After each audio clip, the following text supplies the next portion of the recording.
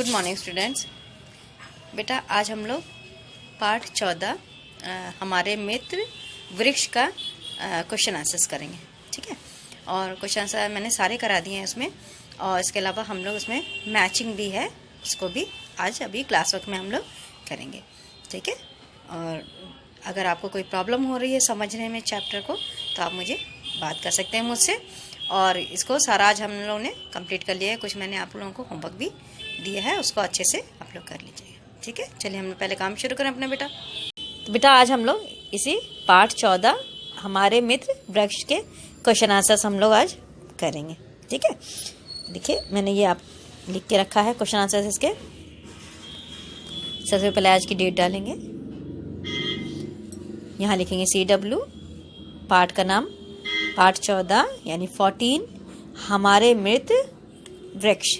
ठीक है, मित्र यानी हमें दोस्त, जो हमारे दोस्त होते हैं उन्हें हम मित्र कहते हैं। तो हमारे मित्र वृक्ष यानी पेड़। ठीक है, अब देखिए निम्नलिखित प्रश्नों के उत्तर लिखिए, यानी जो मैंने क्वेश्चन लिखे हैं उसके आंसर्स लिखने हैं। देखिए कैसे। प्रश्न 1, विभू के परिवार का क्या व्यवसाय था। व्यवसाय यानी काम धंधा जो लोग करते हैं जिससे उनकी जीविका चलती है उसे व्यवसाय कहा जाता है। तो विभू के परिवार का क्या व्यवसाय था, इसका आंसर है आंसर नंबर 1, विभू के परिवार का व्यवसाय लकड़ियाँ काटना था। वे लकड़ियाँ काट के अपने परिवार का भरण पोषण करते थे। उनका व्यवसाय था लकड़ियाँ काट कर उसको बाजार में बेचना। अब दूसरा क्वेश्चन क्या है, वृक्ष किस प्रकार वायु शुद्ध करते हैं। शुद्ध यानी साफ करना। वृक्ष कैसे वायु को साफ कर सकते हैं, इसका आंसर है वृक्ष हमारे द्वारा छोड़ी गई अशुद्ध वायु ग्रहण करके शुद्ध वायु वातावरण में छोड़ता है। तो वृक्ष क्या करता है, वृक्ष जैसे हम लोग सांस से जो हम वायु छोड़ते हैं वह अशुद्ध वायु होती है, तो उसको जब हम छोड़ते हैं तो वृक्ष जो उसको ग्रहण कर लेता है। ठीक है, और उसके बदले में वह हमारे लिए जो शुद्ध वायु है वह उसको ऑक्सीजन को छोड़ता है। तो इसी तरह वो वातावरण में शुद्ध वायु को छोड़ता है और अशुद्ध वायु को वह अपने में ग्रहण कर लेता है। इससे हवा साफ बनी रहती है। ठीक है, अब थर्ड क्वेश्चन है, वृक्षों से मिलने वाले कोई 2 लाभ लिखो। अब वृक्षों से कौन कौन से हमें फायदे होते हैं उसको 2 फायदे हमें बताने हैं। तो वृक्षों से क्या क्या लाभ मिलता है बेटा, आंसर नंबर 3 है, वृक्षों की छाल और पत्तियों से दवाइयाँ बनाई जाती हैं।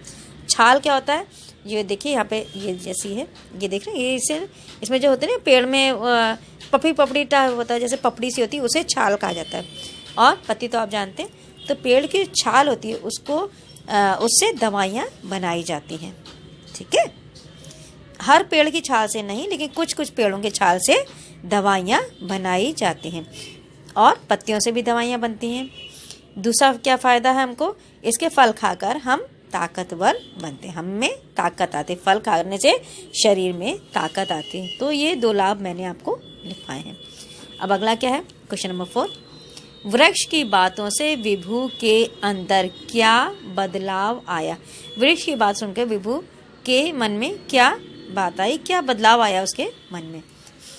वृक्ष की बातों को सुनकर विभू बहुत प्रभावित हुआ। प्रभावित होना है उसको, यानी उसको वृक्ष की बातें बहुत ही ज़्यादा अच्छी लगी। ठीक है, और उसने वृक्ष न काटने और साथ ही बहुत सारे वृक्ष लगाने का निर्णय किया। विभू को वृक्ष की बातें सुनकर बहुत अच्छा लगा और उसने यह सोचा कि अब आइंदा से आगे से वृक्ष कभी नहीं काटेगा और बहुत सारे पेड़ लगाएगा। ठीक है, यही चीज़ उसने अपने मन में सोची थी। अब क्वेश्चन नंबर 5 है, घर की ओर जाते समय विभू खुश क्यों था। अब विभू लकड़ियाँ काट के भी नहीं ले जा रहा था, लेकिन तब भी वह खुश था। घर जाते समय वो क्यों खुश था, आंसर नंबर 5, घर की ओर जाते समय विभू खुश था क्योंकि वृक्ष से जो जानकारी उसे मिली थी, उसने विभु की विचारधारा ही बदल दी। विचारधारा बदल दी मतलब जो विभु सोचता था कि हाँ पेड़ काटेंगे, पेड़ से हमको कोई फ़ायदा नहीं मिलता है, ये सब चीज़ें उसके समझ में आई कि हम गलत सोच रहे थे। पेड़ों से हमें बहुत ज़्यादा फ़ायदा है, पेड़ों से हमें फल मिलते हैं, साग सब्जियां मिलती हैं, अनाज मिलता है और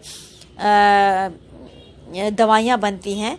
ये सब विभु को पता नहीं था, लेकिन जब उसकी बात पेड़ से हुई, वृक्ष से हुई, तब उसे ये सब बातें पता चली। और जब ये सब बातें उसे पता चली तो उसने पेड़ न काटने का निर्णय लिया और उसने जो बातें वृक्ष से सुनी थी उसको सुन के उसका बिल्कुल दिमाग ही बिल्कुल उसके जो विचार थे एकदम बदल गए।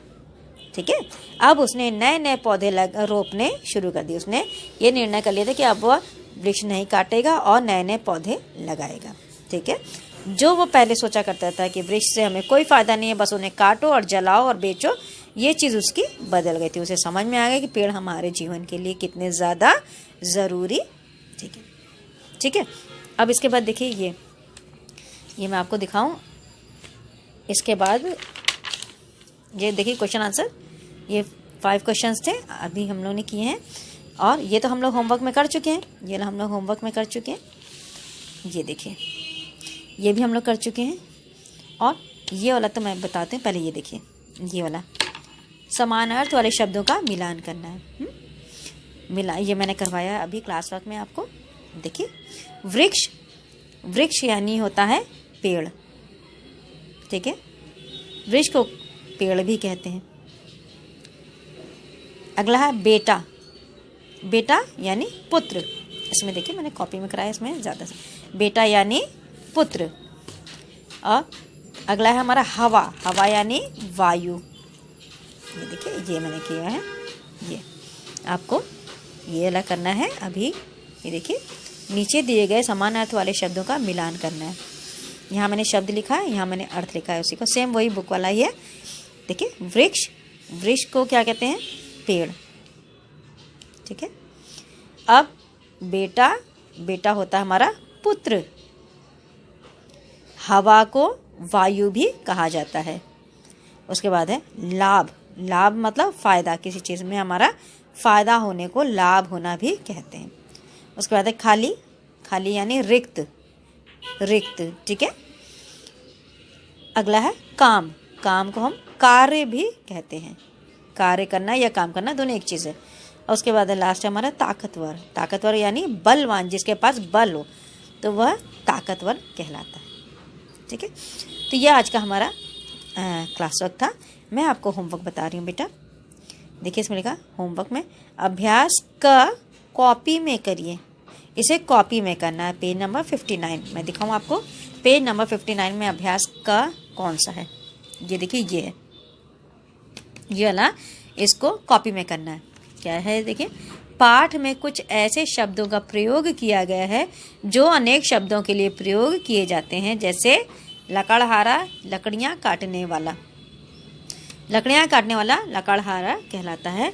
तो यहाँ पे देखिए इस जैसे चलो अतः ऐसे शब्द व्याकरण में वाक्यांश के लिए एक शब्द कहलाते हैं।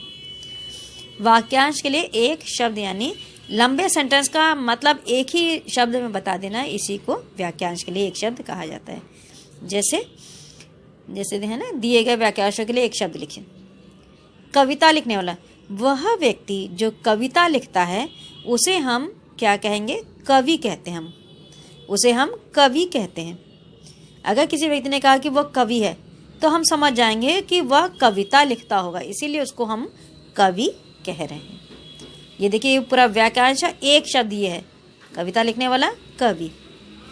जो व्यापार करता हो यानी क्या चीज़? व्यापारी यानी बिजनेसमैन।